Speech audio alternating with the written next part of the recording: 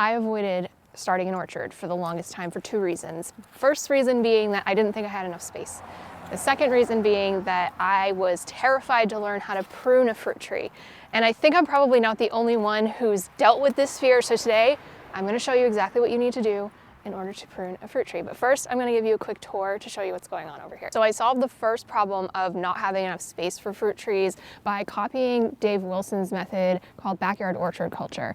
This tree probably looks a lot smaller than you're used to seeing a fruit tree, and there's a very good reason for that. So we aggressively pruned the fruit trees here, and we also spaced them really close together. And I know on camera it probably looks like they're even closer together than they actually are in real life. In real life, they're probably about 4.5 to 5 feet apart. But we do keep them a really manageable size for a couple of reasons. First of all, nobody needs probably 200 to 300 of any one given fruit in a single household unless you're really into canning and preserving. So which would you prefer? Would you rather have one tree that you got an overwhelming amount of fruit from that you needed a ladder to harvest that was just a lot more unmanageable?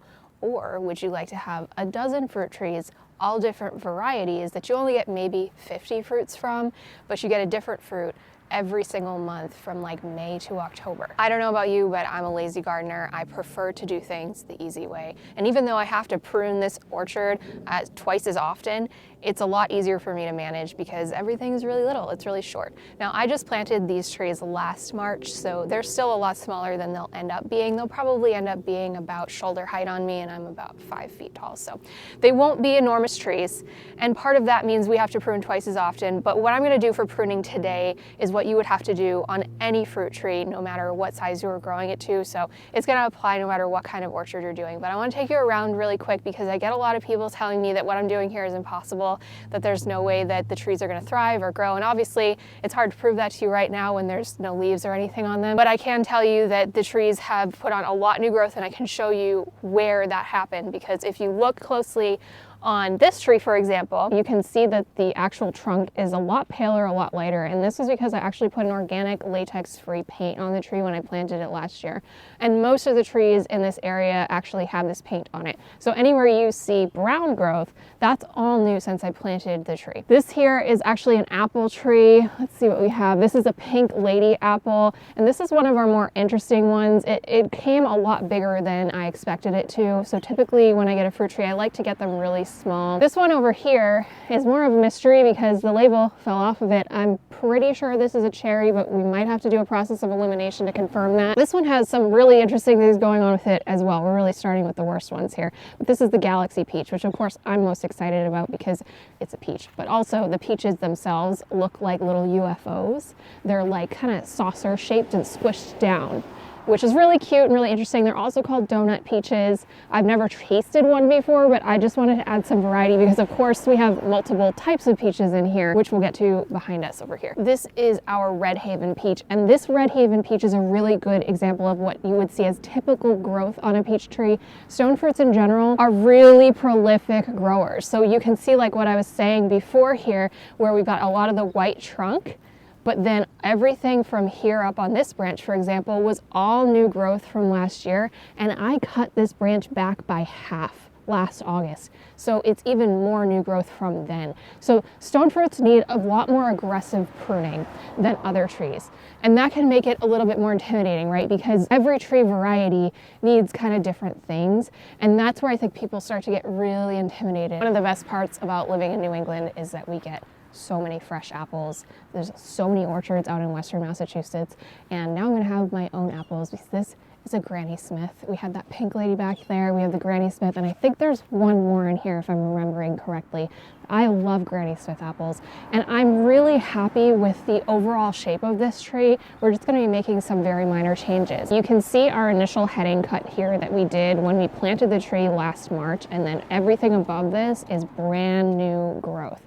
So that's really exciting to see that over the course of a year, we've got all of this growth here. And this again actually was already cut back by about half last August. We do have some breakage up here, and this is the kind of thing that we'll be looking for, but we'll be cutting this back pretty aggressively, so I'll show you that in a minute. I'm wondering if you can guess from how prolific this growth is what kind of tree this might be. So based on how bushy it's already gotten, I already know without even checking the label to confirm that this is a stone fruit, just because stone fruits grow so bushy and so aggressive. They love to branch out. So we know this is a stone fruit. This is actually a gold caught apricot. While we're talking about taking the stress out of pruning fruit trees, there's one more thing you need to know that can make the biggest difference in terms of how stressful your backyard orchard is going to be over the many years that you have it. And that's where you're getting your fruit trees. A fruit tree is a big commitment, and I don't know about you, I'm not about breaking my back to dig all of these holes, get these fruit trees in the ground, only to have a crispy stick that doesn't actually provide any fruit. We want our fruit trees to be thriving, not just surviving. My family has been growing Stark Rose fruit trees for over 20 years, so even though this baby orchard just has baby little trees in it, I know that those trees are going to thrive because I've seen that they can. Self-sufficiency and sustainability are really important to me. And to be self-sufficient and sustainable, quality should come first. And for quality to come first, we need to be looking for fruit trees that come from a place of experience. And I didn't realize this, but Stark Rose has been in the business of fruit, nut trees, berry bushes, and even garden plants for over 200 years. They have 200 years of experience. Over those 200 years, Stark Rose has to have seen it all. So even in the very unlikely event that your fruit tree doesn't survive, Stark Rose does have a 1-year survival guarantee. So they have your back throughout that first whole year of your fruit tree's life, which is the most crucial time. And whenever I'm growing something that's semi-complicated, I get so tired of scrolling endless articles with different opinions telling me what I should and should not do. So especially with something as complicated as growing fruit trees, I always like to go to the most reliable source, the most expert source, and Stark Rose website is full of articles and grow guides that will tell you exactly step by step how to grow all of the things that they offer. And if you still have more questions, you can talk to a real person through their customer service channels and get real answers specific to your situation. So if you want to invest in trees that will give you years of delicious harvest, I'll put the link down in the description below. The other varieties we have in here are Macintosh, Honeycrisp, a Persimmon, and we have a Rainier Cherry. So that pretty much addresses the size issues that we were having. Like, we really were able to pack a dozen trees into a fairly small space. If your space is even smaller, you could grow fruit trees in containers too. If you want more information on how to do that, let me know and I can do a separate video. But let's get into pruning, because I know that that's really scary for a lot of us. It was really scary for me for a long time, and I think I've finally cracked the code. I get a lot of hate for this, but I believe that pruning is more art than science, and for me, that has been pretty empowering. It has allowed me to kind of accept that while I may not prune exactly the same way as an expert pruner, that doesn't mean that I've done it wrong. In fact, I would say probably every single person would prune the exact same fruit tree an entirely different way, and that's totally fine. I also think that people get really freaked out when they see how much you can prune off. So we want to prune off about a total of about 25% of the overall canopy, but that doesn't mean you can only cut back a quarter of each individual branch. Some of those you might cut back a third or 2/3. Just the overall canopy, we want to leave about 75% of it in place. Every tree is different. Every tree is going to require different decisions to be made, but there's a pretty standard framework that we can follow that we'll go through on each of the different trees. As far as tools, when we're dealing with really small trees like this, all you really need are some pruning shears. I like these ones because they have this rolling handle, which is just a lot more comfortable in my hand. I have arthritis, I have tiny hands. These come in multiple sizes. I will link them for you down below. They're really, really sturdy. Like, you're only ever gonna buy these once, which is great. So these are important. I would say if you have bigger trees, obviously you might need loppers, you might need a saw. We're not dealing with that here today, so we're not gonna talk about that here today. The only other thing that you really need, preferably gloves to protect your hands, and these. So I'm always being asked, how do I sanitize my shears in between pruning each tree, because we don't want to transfer diseases. This is the easiest way, is just grab a bunch of alcohol swabs so that you can go wipe down the blades in between each tree, just to protect them in case there were kind of dormant diseases within the branches. Like, we just don't want to spread that around if we can avoid it. Of course, that is one of the downsides working with trees really close together like this, is the diseases can pass through each other a lot more easily regardless. As far as timing goes, as you can probably tell, I'm freezing, and that's a good thing, because that's the right time to be pruning your trees. You want to prune them when they're still dormant, but probably right before they're about to start budding out. So here in zone 6P, it's the beginning of March, and that is the perfect time to be pruning in my area. But you just want to keep in mind, when do trees normally start budding out for you and where you live? Our last frost date is May 5th. So for us, like, this is the perfect time when they're just about to start waking up. We can see on some of the branches that buds are starting to form, which I'll show you as we go along, and that's totally fine. That's right where we want to be. All right, my blades are a little bit rusty. They need a little bit more TLC than I'm giving them right now, but I'm feeling lazy, so I'm just gonna give them a quick wipe down to get started. So this one, obviously, our goal is a little bit different than with the others because the shape is really kind of funky. And that's okay, it's not the end of the world. I like to let trees kind of be what they want to be. So with this tree, it's still kind of telling us what shape it wants.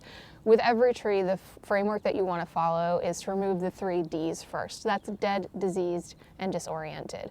This tree doesn't really have any of those, so we can kind of move on to the next step, which is really just to give it a cut back so that we're controlling it for size. Because in our case, we want to control the size. And the way that we want to do this is on an angle. So like right here, we've got kind of an odd one, but you can see it's bringing our branches out in this direction toward me when there's really no other branches coming in that direction. So again, this is more art than science. There's no one right or wrong way to do this. All that I'm gonna do in this case is just a couple of really simple cuts, right? So that's about 50% of that branch. On this one, I'm just gonna cut right here. I'm cutting at an angle, and that's just making sure that water can't really collect on the tip of that branch as it's healing. We're gonna go back here and do that again, and you can see there's kind of like a bump here. This is where we have a bud. So we wanna cut above that bud, an outward facing bud, because essentially that's telling the branch to keep growing out this way, which is great because we have no branches growing in this section of the tree right now. So we're teaching the tree where we want it to go next by making these cuts. So even though the whole branch is alive, something happened where there was damage to the end here. So what we want to do is cut that back a little bit. And then we really just have one more branch over here, which again has just a little bit of crispiness right here. So we're just gonna cut it back, and that's pretty much all new growth here. And that's all we're gonna do for this tree. So we're back to our Galaxy Peach, and this one has something a little bit more interesting going on. First of all, hopefully you can see this, but there's some buds already forming on the branch here. So all those little swollen points are gonna be flower buds soon. So this tree decided it did not like where I put the heading cut. I don't know what happened here. It's making some growth on this one, but honestly, it feels a little bit brittle and dead. If we're going off of our 3 Ds first, this one feels dead to me. And you can kind of test that by breaking it. It bent a little bit more than it actually like snapped off dead, but it's very dry inside. It's like white, not green. And when I cut it, it just didn't feel alive. So I'm gonna actually cut this back to the collar here. You see where it's like swelling right before it turns into the actual branch? We wanna cut it right above that. And there is some green there, so that's okay. It may form a new branch that's a little bit stronger, or it may not grow there at all. And honestly, we probably don't want it to grow there because it decided that this was going to be its main new branch. Normally when you do a heading cut up here, it would have formed a new branch off of this kind of bud that we have right here, but it didn't do that. It started way down here, and I don't know why. We're just kind of letting this one do what it wants, but there is something on this one that I don't think is on most of my other trees, which is this sucker. So down here, you can see that this actually starts below the graft point. So fruit trees, if you don't already know, are started on rootstock that isn't actually the type of tree that you're growing. So this is a Galaxy Peach up here, but below this kind of nubbin right here, it's just some random tree. So this is actually not a fruit tree that's growing down here, and we want to cut it really close to the base so that it can't come back. So we've gotten rid of that sucker, and now we've got our main growth here. And again, we're looking for dead, diseased, or disoriented. There really isn't a lot of dead or diseased here. Disoriented though, we've got an upright branch. So typically, we don't want a whole lot of these. For me, I'm just gonna cut that right off, right at the branch collar. And then we've got kind of this interesting shape. Like I said, she's doing what she wants here. I'm not in love with it, but it's okay. Basically, because there's not a lot on this tree to cut off, I'm just gonna cut off the end of every branch above an outward facing bud here. So if I cut right here, this outward facing bud now becomes the main branch. So it's gonna start growing more in this direction rather than straight out anymore. Again, here we've got a whole bunch of outward facing buds that we can choose from. But if I choose one on this side, that new branch is going to start growing into this branch. So we really want to try to go for this one. This one I'm going to cut back a little bit further because you can kind of see how this is forming like a shape here, where all of these, they're not the same length, but they all come to the same place, and this one comes out way further. So in order to align this branch with these branches, we have to cut it back more close down to here. And we don't want to cut it above this one because this bud right here is going to grow straight up. This one will grow more down, so we'll try that one. See how it does. And listen, sometimes this isn't perfect. If that doesn't work out, it's not the end of the world. And in the summer when I go in for a second prune, I can correct it. Like, there's time. And then here we're going to try to just go right above that outward facing bud. And that's all we're gonna do on the Galaxy Peach. So I'm really loving the open vase structure that we're getting with this Granny Smith apple. Obviously, we only have 4 branches to work with. And when we're talking about dead, diseased, or dying, there are some broken pieces on the ends of all of these branches, and it's grown a lot. Like, this was where it was last year. It's doubled in size. So I do wanna cut this back by about 1/4. And again, I wanna be really careful in looking for where my buds are when I'm doing this, because I've got a bud here, but if I cut it here, that's an inward facing bud. It faces the center of the tree. So it's gonna grow in the wrong direction. We wanna keep it really open to allow airflow so that we don't have as much chance of diseases forming. So again, we're looking for an outward facing bud, which I've got right here. We're gonna cut it on an angle. And that brought this more in line with one of our shorter branches, which again, we're trying to keep everything a little bit uniform, right? We'll do another outward facing bud here, but because I cut off about almost 50% of this branch, I wanna cut off less of this branch. And here we're trying to just keep this cut semi in line with our other cuts. But again, we've got an outward facing bud right here. So we want to use that as our cutting point. So I made the smallest cuts possible on our shortest branches because I knew our longest one was gonna need to be cut back the hardest in order to keep it even and uniform. So we're looking for an outward facing bud, and I've got one right here, which is pretty much in line with our other cuts. So we're gonna make our cut right there. And that's all we're gonna do for the Granny Smith. We went from 4 branches to like 1,800 branches with this one. This one's really fun to look at because again, with it being the stone fruit, it's one of the first to wake up, and it does have a lot more buds for us to look at and work with. I love the shape of this tree. I couldn't even tell you exactly why, but it's got this beautiful vase shape. Everything looks strong and supported. But let's start with our 3Ds. So we look for dead, diseased, and dying. I know I sound like a broken record, but these are the things that once you know them and really know them by heart, you won't have to think about it anymore. You're just gonna do it as you go. So you've got a dead branch down here. And I know it's dead because it's not white like the paint that I put on, it's more like gray. And again, you can see the end of it's kind of gray, and if I break it, it's gonna more like snap. So we just wanna cut that off. Now, peach tree is gonna form fruit off of new growth only. So we do need to be even more aggressive with how we're pruning it back so that that fruit can form. This one's probably gonna try to fruit this year. And I'm tempted to let it, but it's so small, we really want to put its energy into its root structure, so maybe we'll just leave like 2 or 3 fruits on it, not a whole lot. I don't see any other, oh, here's a dead one. It's just kind of bendy. So we know this one was definitely dead because it's very brown inside. We don't have any disease on this plant, but there's definitely some disoriented branches here. When we talk about disorientation, our concern is that the canopy gets too dense, right? Because of course this looks very open right now. It doesn't have any leaves on it, but once it leaves out, it's gonna be very dense, which means there won't be airflow, which means it will stay wetter when it rains, which means there's more opportunities for diseases to thrive. So we want to kind of really cut this back. It's going to look a little bit painful by the end of it. So this one, for example, it's crossing into the center of this canopy, and I really don't like that. But I'm concerned if I just cut it back here, it's going to keep trying to grow. So I really want to cut it back down here. Down here, we've kind of got two branches competing in the same space. So this one's obviously a lot stronger. It's growing straight out. This one's trying to grow up.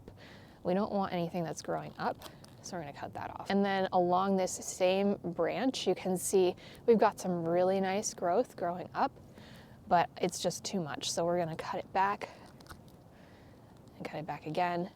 There is another branch down low that has a dead piece on it. Coming back to this one, we just wanna keep everything in line with each other. We'll make a small cut. This branch is growing a little bit more upward than I would like it to be. So what I can do about that is I can look for a bud that's facing more down, and I can cut there. We've already made a big difference just in this one small area. This branch is growing straight up, and honestly, we just don't need it at all, so I'm gonna cut it back here. This one I don't mind, but I'm just gonna give it a quick trim. I really like the shape of this one, but we wanna kind of wake it up a little bit, so I'm gonna cut it right here. And then again right here. So we're letting it keep its overall shape, but we're just saying that's too much. You've got too much going on, and we're gonna cut you back so that you can focus your energy on making the existing branches thicker and stronger. You wanna have a strong base to work from. Now I'm kind of looking at the overall shape a little bit more, and I just don't love this one. Something funky is happening here. It looks like it's growing a lot more straight up than I would like it to, and I'm kind of tempted to just cut it off completely.